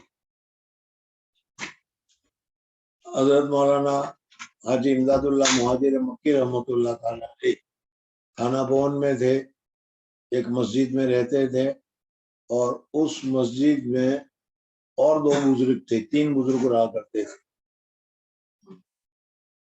ایک کا نام تھا مولانا فتح محمد، دوسرے کا نام تھا حاجی امداد اللہ مہاجر مکی، اور تیسرے کا نام تھا پیر ضامن شہید رحمۃ اللہ تعالی علیہ. یہ تینوں کے تینوں خلیفہ تھے میاں جی نور محمد جنجانوی رحمۃ اللہ تعالی علیہ کے. پتہ نہیں آپ لوگوں کو کچھ تصوف کے ساتھ مزہ آتا بھی ہے یا ویسے ہی قصے کہانی ہے. مولانا پیر ضامن شہید رحمۃ اللہ تعالی علیہ مسجد میں، یہ تینوں ایک ہی مسجد میں تھے، اور اسی مسجد میں بعد میں حضرت اقدس تھانوی رحمۃ اللہ تعالی علیہ نے اس مسجد کو آباد کیا اور آج تک وہ مسجد آباد ہے. تھانہ بون جاؤ تو اس مسجد کی ضرور زیارت کرنا جس میں حضرت حاجی صاحب وغیرہ رہا کرتے تھے. بہرحال ایک قصہ بھی تمہیں سنانا تھا کہ اس مسجد میں کوئی نیا آدمی آتا تھا تو حضرت پیر ضامن شہید رحمۃ اللہ علیہ بڑے جلیل القدر کیا ہے آدمی تھے، ہنسمکھ قسم کے بڑے مزاحی. جب آدمی آتا تھا تو اسے بلاتے ادھر آؤ ادھر آؤ، اولے کا اولے کا ہو، کیوں آئے ہو؟ اگر کوئی مسئلہ وسلہ پوچھنا ہو اس کے لیے آئے ہو تو مولانا فتح محمد صاحب کی طرف اشارہ کر کے بتاتے وہ کون صاحب ہے، اس کے پاس جاؤ مسئلہ پوچھو. اور اگر کوئی بیعت ہونے کے لیے آیا ہوتا تھا تو فرماتے تھے وہ پیر صاحب ہیں حضرت حاجی امداد اللہ مہاجر مکی رحمۃ اللہ علیہ، ان کے پاس جاؤ اور وہاں سے بیعت ہو جاؤ. اور اگر کیا ہے یاروں کے پاس آئے ہو تو لاؤ حکا پیتے ہیں اور اس طریقے سے مذہب. حضرت مولانا حاجی امداد اللہ مہاجر مکی رحمۃ اللہ تعالی علیہ کے پاس حضرت مولانا رشید احمد گنگوئی رحمۃ اللہ فارغ ہونے کے بعد مولوی ہونے کے بعد گئے اور جا کر بیعت ہو گئے. اور بیعت ہو کر کس طریقے سے بیعت ہوئے، بیعت ہوتے وقت انہوں نے کیا شرط شرائط وغیرہ کی، بہت ہی کیا ہے دلچسپ بحث ہے. لیکن اکابرین کی نظر، مشائخین کی نظر، بزرگوں کی نظر جب ایک مرتبہ کسی پر پڑ جاتی ہے تو پھر وہ اثر کیے بغیر نہیں رہتی. حضرت مولانا رشید احمد گنگوئی رحمۃ اللہ تعالی علیہ فرماتے ہیں کہ میں تو مولوی آدمی تھا، گیا بیعت ہو گیا، بیعت ہونے کے بعد میں نے کہا بیعت تو میں ہو جاتا ہوں لیکن میری شرط ہے.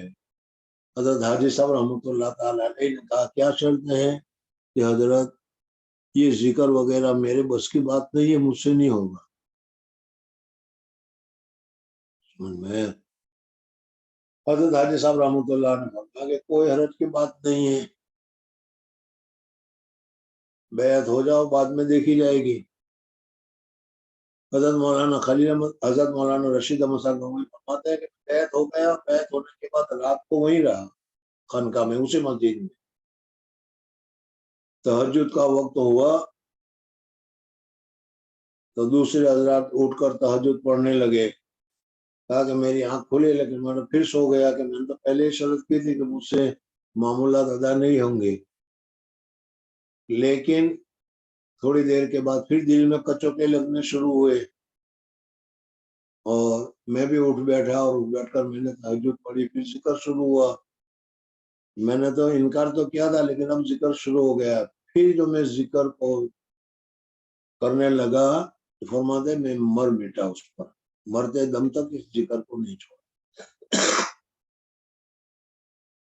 بیعت ہونے کے تھوڑے ہی دن بعد 10 دن ہی کے اندر میں انہوں نے تصوف کے سارے مراحل جتنے درجے ہیں وہ درجے سارے طے کر دیے اور حضرت مولانا حاجی امداد اللہ مہاجر مکی رحمۃ اللہ تعالی علیہ نے حضرت اقدس گنگوئی رحمۃ اللہ تعالی علیہ کو خلافت عطا فرمائی. اور تھوڑے ہی دنوں میں یعنی ایک ہی سفر میں بیعت بھی ہو گئے، خلافت بھی لی اور خلافت لے کر تشریف لے آئے. اور پھر فرماتے کہ پھر تو میں مر مٹا، ایسی تصوف میں چھلانگ لگائی کہ حضرت مولانا رشید احمد گنگوئی رحمۃ اللہ علیہ آج تک لوگ ان کے حالات کو سے واقف اور جانتے ہیں کہ حضرت مولانا رشید احمد گنگوئی رحمۃ اللہ علیہ کتنے اونچے درجے کے انسان. بہرحال میں نے کتاب کے نام بتایا، اس کو دیکھ لینا. پھر اس کے بعد حضرت مولانا عبدالعزیز، پھر مولانا عبدالعزیز رحمۃ اللہ، اور اس کے بعد اب میں دوسرے حصے پر آپ کے پاس آ رہا تھا اور اس میں حضرت مولانا خلیل احمد صاحب سہارنپوری رحمۃ اللہ تعالی علیہ یہ امبیٹا نامی سہارنپور کے پاس ایک گاؤں ہے، وہاں پر پیدا ہوئے۔ مظاہر علوم سہارنپور میں انہوں نے تعلیم حاصل کی، حضرت مولانا رشید احمد گنگوئی رحمۃ اللہ تعالیٰ علیہ سے بیعت کی، حدیث میں بذل المجہود شرح ابی داؤد کی تصنیف کی، اور پھر کیا ہے مدینہ منورہ میں ان کا انتقال ہوا، اور انتقال سے پہلے کیا 3 دعائیں کی تھی وہ میں نے تمہارے سامنے ذکر کر۔ حضرت مولانا خلیل صاحب سہارنپوری رحمۃ اللہ تعالیٰ علیہ نے حدیث پڑھی حضرت مولانا محمد مظہر صاحب نانوتوی رحمۃ اللہ تعالیٰ علیہ سے۔ اب مولانا محمد مظہر نانوتوی کون تھے، کیا تھے، اس کے متعلق مختصر سا میں آپ حضرات کے سامنے تذکرہ کر رہا ہوں۔ حضرت مولانا قاسم نانوتوی رحمۃ اللہ تعالیٰ علیہ، ان کے ساتھیوں میں مولانا محمد مظہر تھے،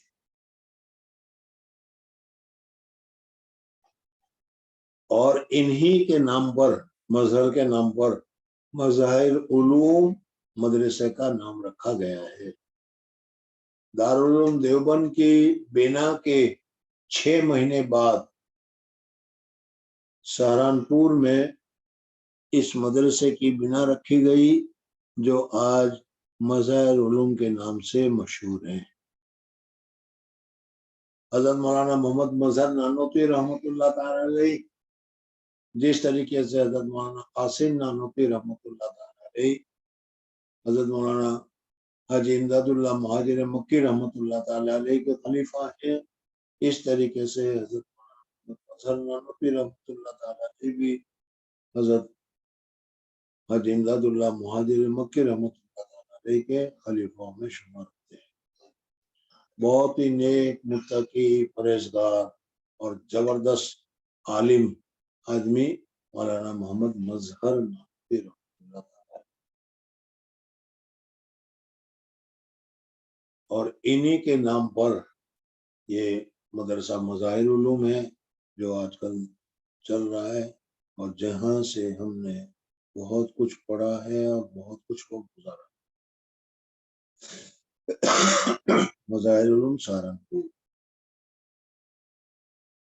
ہماری جان ہے۔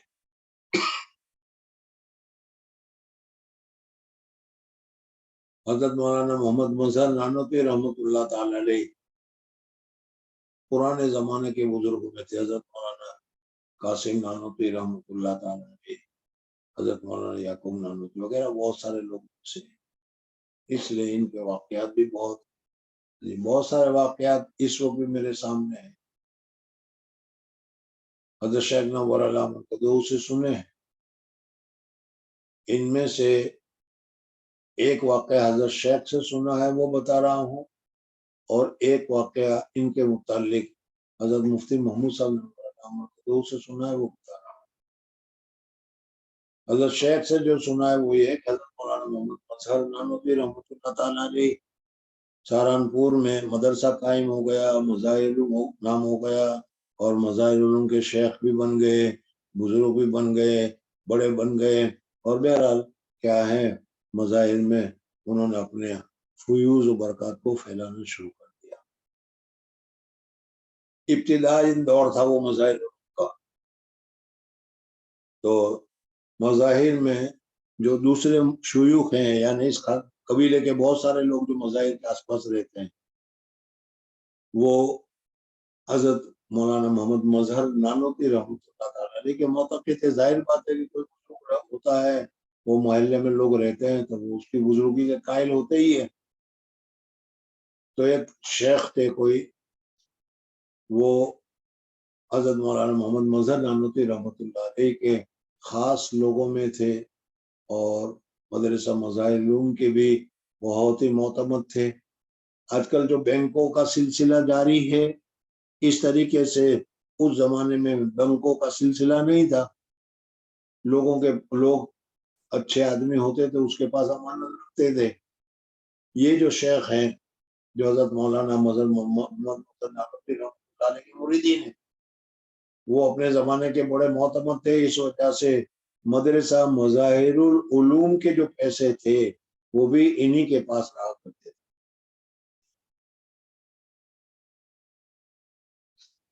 ان کا تکیہ کلام تھا اللہ کے فضل سے۔ جیسے بعض آدمی ہوتے ہیں وہ مخصوص الفاظ تکیہ کلام کے طور پر استعمال کرنے شروع کر دیتے ہیں، جیسے ہمارے یہاں میکے شروع کر دیتے ہیں۔ اس طریقے سے ان کا تکیہ کلام تھا اللہ کے فضل سے۔ میں نے جیسا بھی بتایا کہ اس زمانے میں بینک وغیرہ کا دستور نہیں تھا، لوگوں کے پاس پیسے رہتے تھے۔ ان شیخ کے پاس اپنا بھی بہت سارا مال تھا اور مدرسہ مظاہر العلوم کا بھی بہت سارا مال تھا۔ عشاء کی نماز پڑھ کر جب یہ اپنے گھر گئے تو دیکھا کہ گھر میں کچھ لوگ آئے ہوئے ہیں۔ انہوں نے پوچھا بھائی تم کون؟ انہوں نے کہا کہ ہم آپ کے یہاں چوری کرنے کے لیے آئے۔ دیکھو کتنے صاف لوگ تھے، چوری کرنے کے لیے آئے۔ حضرت نے فرمایا ٹھیک ہے، وہ صندوق پترے کی کوئی پیٹی ہوگی بتا دی، اس صندوق کو دیکھو، اس میں سارا کچھ ہے، میرا بھی اور مدرسہ کا بھی جتنا کچھ ہے وہ سارا اس میں ہے،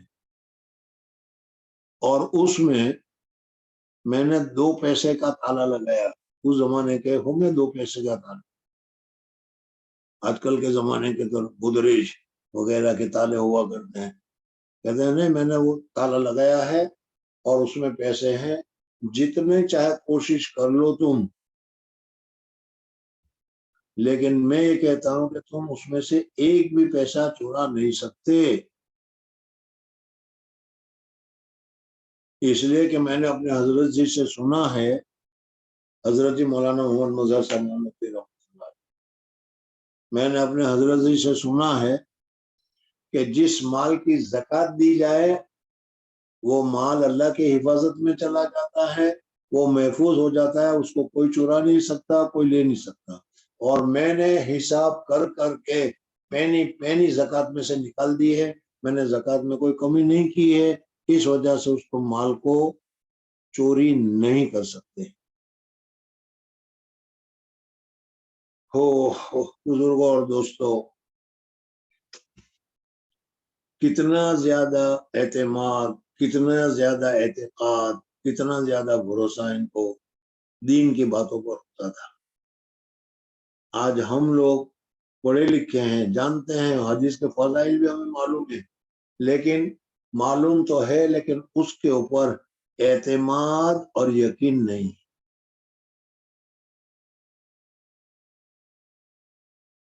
اصل چیز اعتماد اور یقین پیدا کرنے کی ضرورت ہے۔ اللہ تعالیٰ مجھے بھی اور آپ حضرات کو نصیب فرمائے۔ میں یہی کہہ رہا ہوں کہ قصے کہانی تو بہت سنتے رہتے ہو، لیکن قصہ کے جو اصل مقصد ہے وہ یقین پیدا کرنا، وہ پیدا کرنے کی ضرورت ہے۔ ایک آدمی تھا، ایک بزرگ تھا، اس کے پاس لوگ تقریر میں آیا کرتے تھے۔ اس بزرگ نے تقریر میں کبھی جوش میں آ کر کہہ دیا بسم اللہ پڑھ کر اگر کپڑے کو بھی پانی پر پھیلا دیا جائے تو وہ کشتی کا کام کرتا ہے۔ جو مریدین تھے اس مریدین کو دل میں بات بیٹھ گئی، پکا یقین ہو گیا کہ حضرت نے فرما دیا کیا ہے۔ اب انہوں نے کہا کہ روزانہ کشتی میں آنے کے 2 پیسے خرچ ہوتے ہیں، اس کی جگہ پر یہی ہے کہ بسم اللہ کر کے چادر بچھا دو اور بیٹھ جاؤ، چلے جاؤ۔ اللہ تبارک و تعالی آدمی کو اس کے حسن ظن کے مطابق عمل کرتا ہے۔ اس آدمی نے ایک مرتبہ پیر صاحب کو کہا کہ حضرت چلیے آج میرے گھر دعوت ہے، ندی پر لے کر آئے۔ پیر صاحب نے کہا کشتی تو ہے نہیں۔ کہا کہ کشتی کی کیا ضرورت ہے، میں ابھی چادر بچھاتا ہوں، بسم اللہ اللہ اکبر کر کے اس پر بیٹھ کر چلے جائیں گے۔ مرید کو تو یقین تھا لیکن پیر صاحب کو یقین نہیں تھا۔ اور سمجھ میں آ گیا کہ نہیں، میں یہ بتانا چاہ رہا ہوں کہ یقین پیدا کرو اللہ تبارک و تعالیٰ پر، یقین ہی کے ذریعے سے सब कुछ होता है। बहरहाल तो इनके दिल में ये बात बैठ गई थी कि जिस माल की ज़कात दे दी जाए वो अल्लाह की हिफाजत में पहुंच जाता है, कोई चुरा नहीं सकता। इन्होंने ईशा के बाद जब सोने के लिए आए तो कहा कि वो माल उसमें है, और मैं कहता हूं सुबह तक लगे रहो तुम, उस ताले को तुम तोड़ नहीं सकोगे, ताला भी 2 पैसे का है, कोई बड़ा ताला नहीं, और ले करते रहो तुम। और मैं तो ये सो चला करके वो सो गए। जरा तसव्वुर कर लो, घर में चोर आए हो, चोरी कर रहे हो, माल उनके पास हो, तुम्हारा माल सारा जा रहा हो, और तुमको इत्मीनान से नींद आए, लेकिन इनको तो इत्मीनान से नींद आ गई। सहरी के वक्त उठे और उठकर सबसे पहले उनसे खबर ले रहे हैं कि भाई वो क्या हुआ, तुम्हारा काम ताला टूटा कि नहीं टूटा? कहा कि नहीं टूटा। कहा कि नहीं टूटेगा, बिल्कुल नहीं टूटेगा।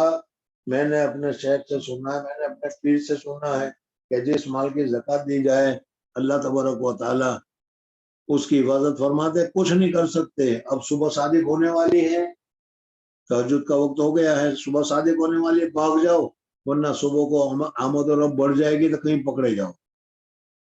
चोरों ने भी समझा कि वाकई में तो टूट नहीं रहा है, तो छोड़कर वो चले गए। ये हजरत शेख साहब फजर की नमाज पढ़ने के लिए गए, और फजर की नमाज पढ़ने के बाद हजरत के पास गए, मौलाना मोहम्मद मजहर नानूती रहमतुल्लाह अलैह के पास, और जाकर उन्होंने कहा कि हजरत आज तो अल्लाह के फजल से अल्लाह का गजब हो गया। वो हजरत भी सोच में पड़ गए कि अल्लाह के फजल से अल्लाह का गजब क्या हो गया। उनका तो तकिए कलम था अल्लाह के फजल से। तो पूछा कि भाई क्या हुआ, फिर उन्होंने पूरा वाकया बताया। तो ये मौलाना मोहम्मद मजहर नानूती रहमतुल्लाह ताला अलैह के मलफूजात, मौलाना मोहम्मद क्या है मोहम्मद मजहर नानूती रहमतुल्लाह ताला अलैह के तकरीर और मुरीदीन का ये हाल था, हजरत का क्या हाल। हजरत मौलाना मोहम्मद मजहर नानूती रहमतुल्लाह ताला अलैह, मैंने पहले भी बताया तुम लोगों को, भी नहीं रहा कि हिंदुस्तान की आजादी में मुसलमानों ने जितनी कुर्बानियां दी है, इतनी कुर्बानियां हिंदुओं ने नहीं दी। दी है हिंदुओं ने, लेकिन इतनी कुर्बानियां नहीं जितनी मुसलमानों ने दी हिंदुस्तान की। और इसमें ये जमात जो आजकल हुकूमत कर रही है, आरएसएस भाजपा, ये तो आजादी की मुखालिफ जमात थी। ये तो अंग्रेजों को जासूसी किया करते थे, और इन्होंने आजादी में कुछ भी मेहनत नहीं की, और मुसलमानों की सारी कुर्बानी को अब ये कोशे पुश डाल रही है। खैर बहरहाल बाद में ये बताना चाह रहा था कि बहादुर शाह जफर का जमाना था, मुगल का जमाना था, और मुगल बादशाह में सबसे आखिरी बादशाह है जिस बादशाह का नाम है बहादुर शाह जफर नाम है। बहादुर शाह जफर रहमतुल्लाह ताला अलैह को अंग्रेजों ने बहुत ही ज्यादा तकलीफ पहुंचाई, वादा खिलाफी की, और बहादुर शाह जफर को हिंदुस्तान से दरबदर करके रंगून भेज दिया। रंगून में इंतकाल हो गया। कितना है बदनसीब जफर, दफन के लिए 2 गज जमीन भी न मिली कोई यार में, उनका ये शेर है।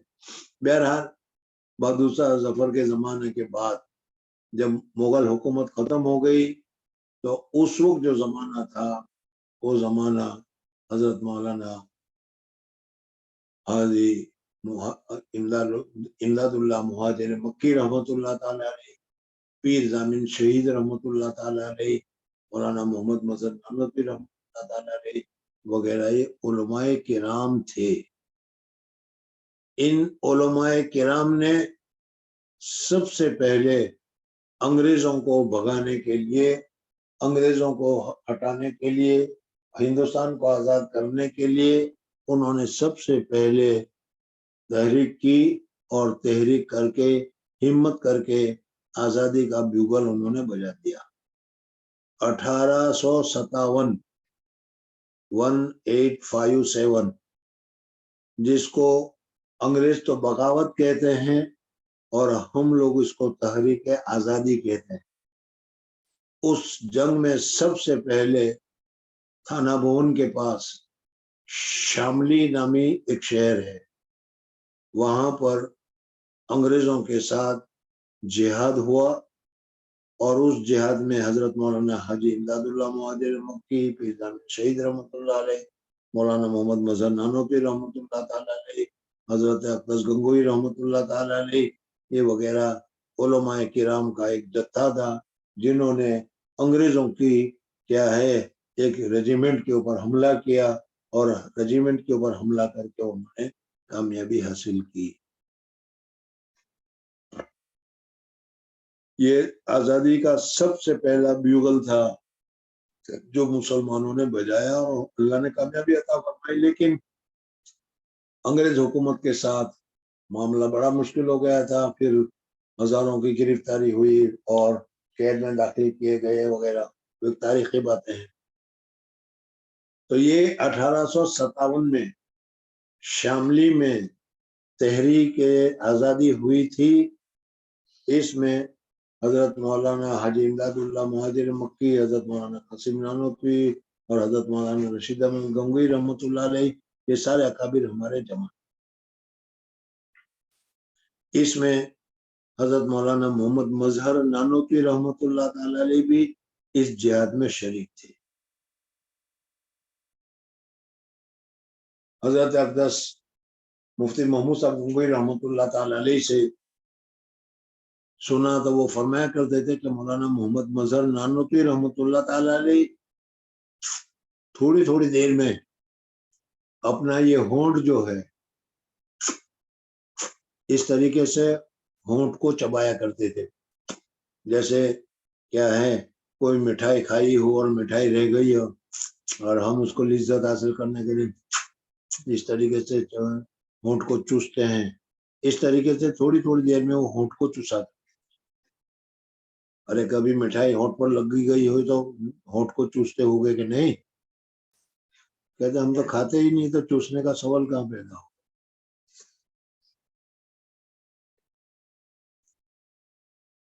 ان کو کوئی پوچھتا تھا کہ آپ یہ ہونٹ کو کیوں چوستے رہتے ہیں، حضرت جواب نہیں دیا کرتے، لیکن جب بہت زیادہ اصرار ہوا تو ایک مرتبہ انہوں نے فرمایا کہ 1857 میں جب انگریزوں کے ساتھ شاملی میں جہاد ہو رہا تھا، اس جہاد میں بھی شریک تھا، اور ایک گولی آ کر مجھے لگی، میں گر گیا، تو اس وقت میں نے دیکھا کہ نہایت ہی حسین اور جمیل دو لڑکیاں ہاتھ میں ایک کیا ہے پیالہ لیے ہوئے بھاگی ہوئی میرے پاس آئی، اور آ کر وہ پیالہ میرے ہونٹ سے لگایا۔ ابھی میں اس پیالے کو پینے بھی نہیں پایا تھا کہ کسی نے آ کر ان کو کہہ دیا کہ ارے یہ نہیں یہ ان کا نمبر نہیں ہے، اور وہاں سے وہ پیالہ لے کر وہ ہٹ گئی۔ وہ جو پیالہ تھا جو میرے ہونٹ کو لگا، اس پیالے میں ایسی لذت تھی کہ وہ لذت اب بھی میں محسوس کر رہا ہوں، اور اس لذت کو حاصل کرنے کے لیے اس طریقے سے میں ہونٹ کو چبا رہا ہوں۔ جنت کی شہادت کی ایک نعمت تھی، وہ شہادت کا پیالہ ان کو پلایا جا رہا تھا، لیکن اس سے پہلے ان کے تقدیر میں نہیں تھا، اس وجہ سے وہ ہٹا لیا گیا۔ لیکن اس پیالے کا اثر اتنا ہے تو جنت کی نعمتوں کا اثر کیا ہوگا، پیالہ میں اتنا اثر ہے تو پیالہ کے اندر ہوگا، اس کی کیا لذت ہوگی، وہ ایک بات ہے۔ اس وجہ سے اللہ تبارک و تعالیٰ نے جنت اور جنت کی نعمتیں جو پیدا کر رکھی ہے، اس کی कदर कीमत हमें नहीं है, लेकिन हमें उसकी कदर कीमत करनी चाहिए। ये हजरत मौलाना मोहम्मद मजहर साहब नानोतवी रहमतुल्लाह ताला, हजरत मौलाना मोहम्मद मजहर नानोतवी रहमतुल्लाह ताला अलैह से मौलाना खलील अहमद साहब सानपुरी रहमतुल्लाह अलैह ने पढ़ा। जो इतने बड़े बुजुर्ग हो, अब इनके पास अगर कोई आदमी पढ़े तो फिर कितनी नूरानियत और कैसी चीज हासिल होगी वो आप हजरत जानते हैं। इनके बाद मौलाना मोहम्मद मजहर नानोतवी रहमतुल्लाह अलैह ने पढ़ा हजरत मौलाना ममलूक अली नानोतवी रहमतुल्लाह ताला अलैह से। मौलाना ममलूक अली उस्तादुल कुल कहा जाता है,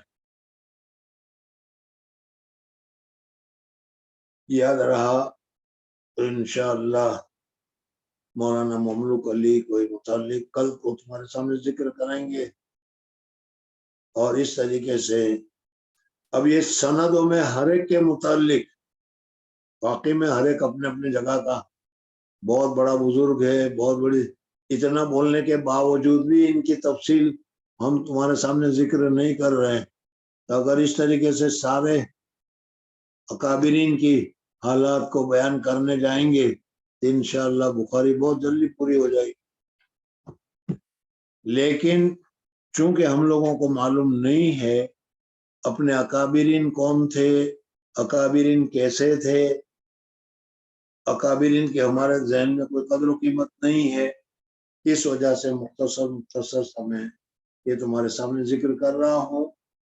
शौक हो तो इनकी सवानियों को जो बहुत ज्यादा क्या है आसानी के साथ मिलती है, उन सवानियों को मुताला करो तो पता चलेगा कि हमारे आबा व अजदाद कौन थे, कैसे थे, क्या थे और क्या हाल थे। बहरहाल अल्लाह जल्ल जलालहू व अमन वालहू जो कुछ हमने पढ़ा उसको कबूल फरमाए और इसके जरिए से हमारे कुलूब को मुनव्वर फरमाए, रोशन फरमाए और हदीस के अनवारात और बरकत से मुलाकात फरमाए। 4:30 हो गए कि नहीं? अच्छा जाओ फिर, खुदा हाफिज़। सलाम अलैकुम।